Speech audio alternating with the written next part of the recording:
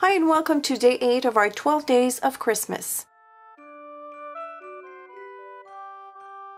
Today I'm creating a fun hanging Christmas ornament using Tim Holtz Eclectic Elements fabric. Okay, so I have all 3 of the Tim Holtz Eclectic Elements fabric packs, and I'm going to create an ornament with this styrofoam ball. First, I'm going to show you these packs because they're absolutely gorgeous, true to Tim Holtz fashion. The colors are very vintage. I love this one. This is one of my favorites.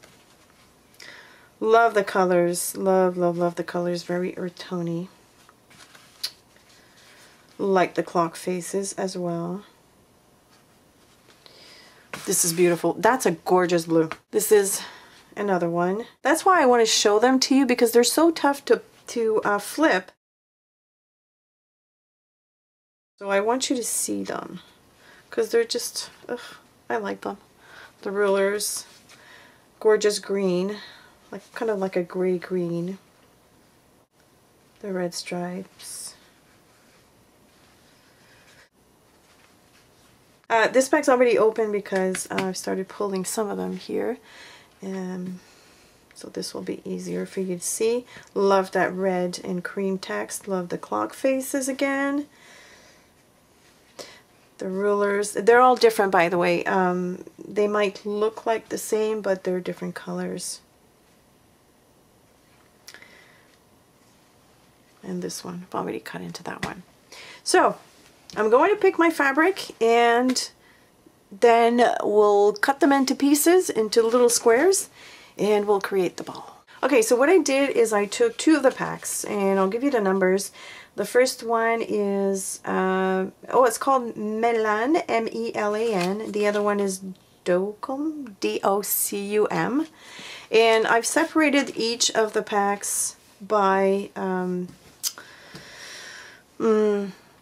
the cool colors. Actually, this one might be a little bit warmer, but here, why don't we do this? Okay, so these are cool colors like grays and dark browns.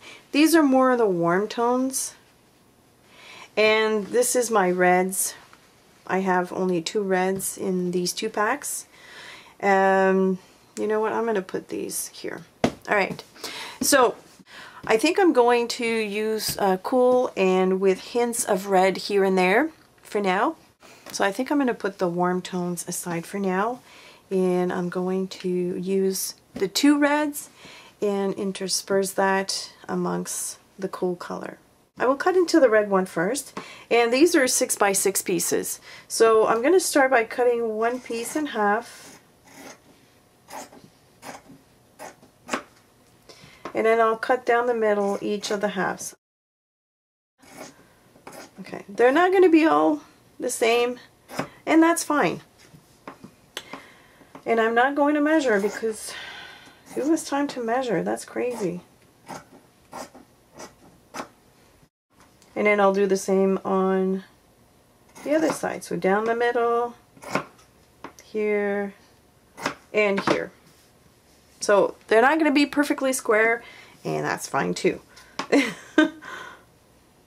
Middle, middle, middle. Okay, so I'm not going to let you watch me cut all these pieces because that would be another crazy move. I'm going to cut several. And I'm also going to leave those serrated edges like this. It's only going to add more texture to the ball. So I'm going to cut, and then I'll show you how I am putting this together. I have cut into 5 pieces of fabric, and I've put them into piles like this because I'm going to pick and choose from different, from each of these, so that I don't end up with just a spot with red and another spot here with gray. So I'm gonna alternate. I have a stylus that has a not too sharp, not too small, not too big tip at the end. I have tried with a very thin one like that, but it ends up poking the fabric, so I don't want to do that.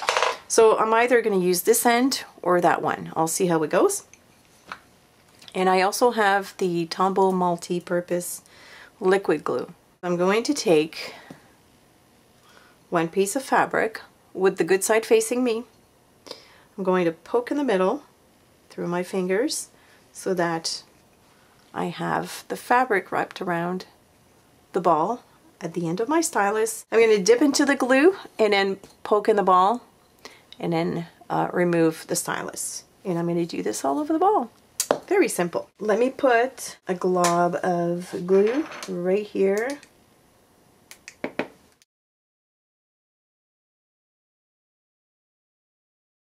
I'm going to use the smaller end of the stylus, see how it goes. I'm going to dip into the glue, just a tip like that, and go. Oh, love it! Sorry, I get excited. If you have little stray ends like this, don't worry about them yet for now. And I'm going to grab from each of the pile as I go along. Okay, so I'm probably going to speed through this just because it'll be boring for you to see me poke at the ball for a while. So I'll do this and then I'll be talking to you when I'm done.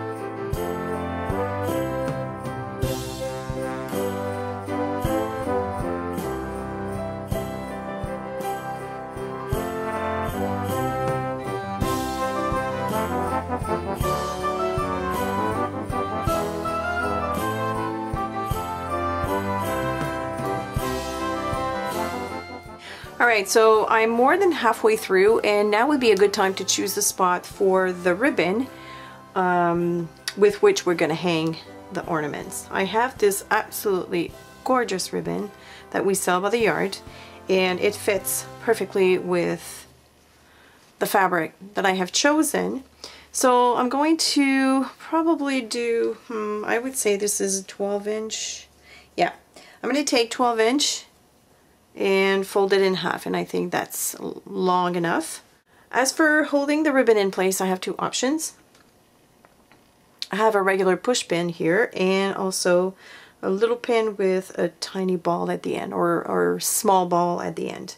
If you're using a good old regular conventional push pin, I would suggest you use a clear one so it's not too visible.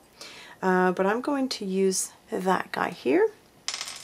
I'm going to take the ribbon and I'm going to join the two ends together like that. Pass the pin through both layers like so. I'm going to dip the pin really well in glue and poke it in place. I'm going to hold that for a little bit. It looks like this from the top. Now I'm not going to touch this until I'm done so that the glue has had time to really take, so I can continue adding the squares to the ball, and then once I'm done, hopefully this will be completely dry.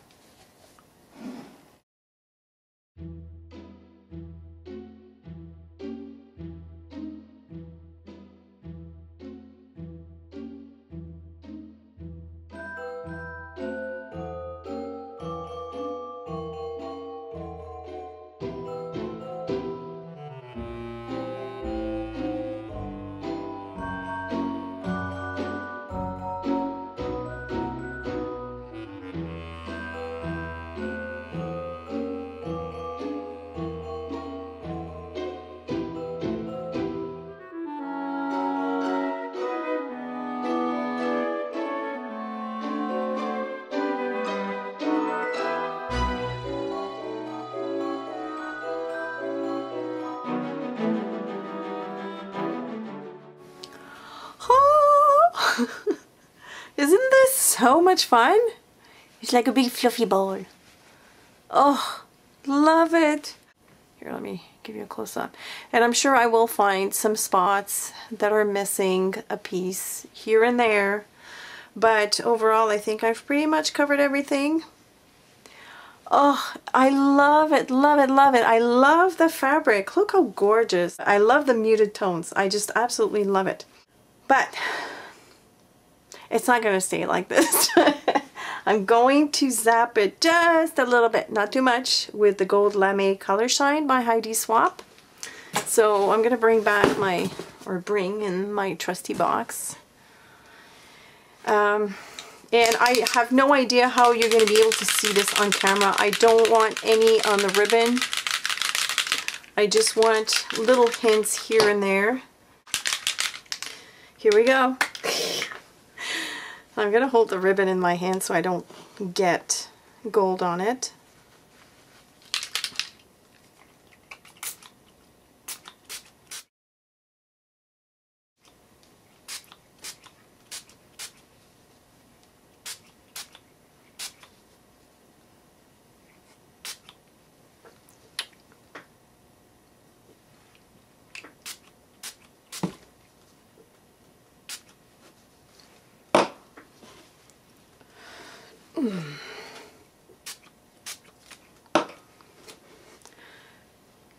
Okay, this is not dry, and it's probably going to be hard to pick up on camera, but I can see hints of gold here and there. I don't know if you can. And it's still very wet. It's definitely not dry, but I've tried to hit it almost everywhere. It made the fabric look a little bit warmer. Okay, I'm gonna let this dry, and I'm gonna come back for to show you what it really looks like once it's dry, and hopefully try and pick up that gold on camera. And so it is dry. I'm not sure how I'm going to be able to show you the reflection on this puppy, but it's so precious. It's so cute. It's adorable. And it's fun to make. You could probably get your kids involved in there.